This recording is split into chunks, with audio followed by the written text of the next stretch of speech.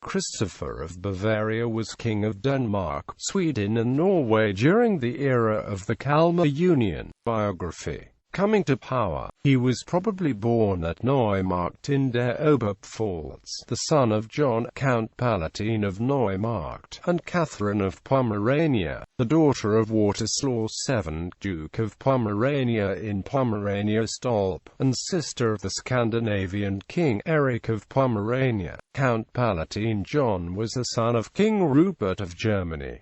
In 1445, Christopher married Dorothea of Brandenburg, in Copenhagen. Eric of Pomerania was deposed as King of Denmark and Sweden in 1439.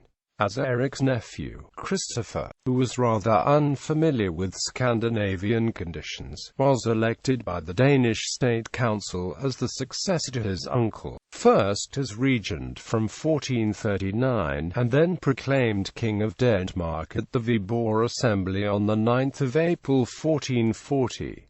He was meant to be a puppet, as evidenced by the saying, had the council demanded the stars of heaven from him, he would have ordered it. However, he succeeded in maintaining some personal control. As a whole, his rule, according to the politics of the nobility and his succession, might be called the start of the long period of balance between royal power and nobility which lasted until 1660. He was later elected King of Sweden in 1441, and Norway in June 1442.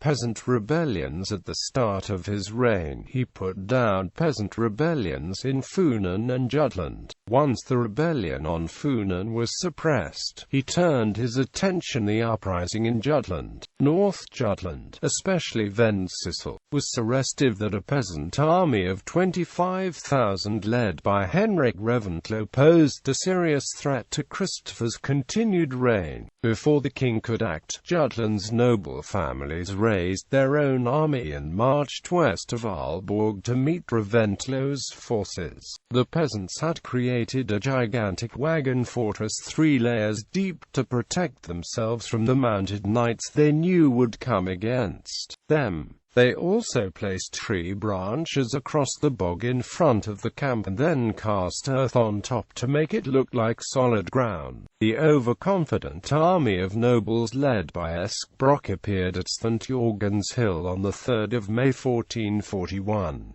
The knights charged the camp, and were quickly mowed down in the bog.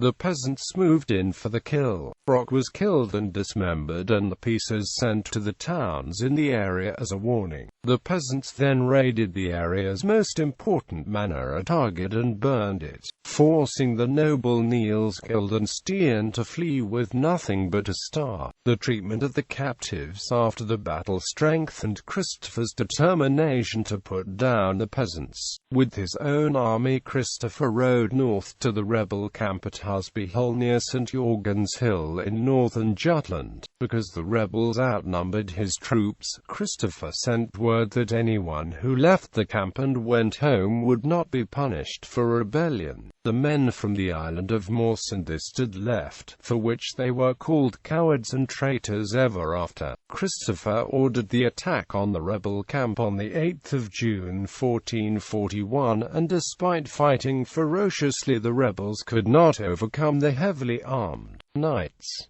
Thousands of rebels were killed. Those who survived were fined heavily. The more severe consequence was that rebels lost their free status and became serfs on the farms where they worked. The king made it a capital crime for peasants to carry weapons longer than a short knife. The subjugation of Denmark's once free peasants was complete. Coronation. Relations with Swedes. In May 1442, Christopher travelled to Lordos to meet with the nobles from all 3 kingdoms. He was crowned King of Norway there and then went to Oslo and the Trondheim to be confirmed as the king. The next year he was proclaimed King of Denmark at the Ørnehoved Assembly near Rye. When his residence at Roskilde burned down, Christopher moved to Copenhagen and made it the capital of Denmark. The Swedish nobles were not happy to relinquish any power and thus didn't like him, claiming he was too German for them and that he allowed his uncle to plunder shipping from his castle on Gotland without any attempt to stop him. They blamed a series of bad harvests on him.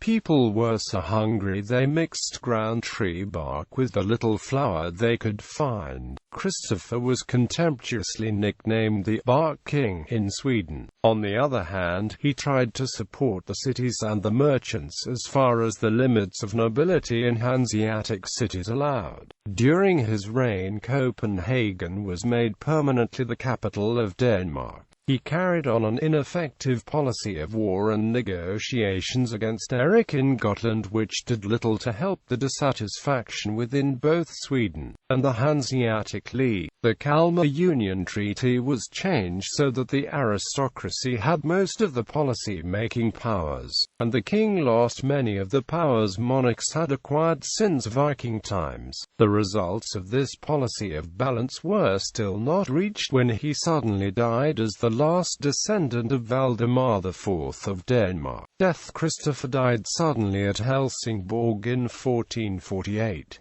On the 28th of October 1449, Dorothea remarried Christian I. King Christopher was buried in Roskilde Cathedral. In 1654 his Wittelsbach family would return to power in Sweden.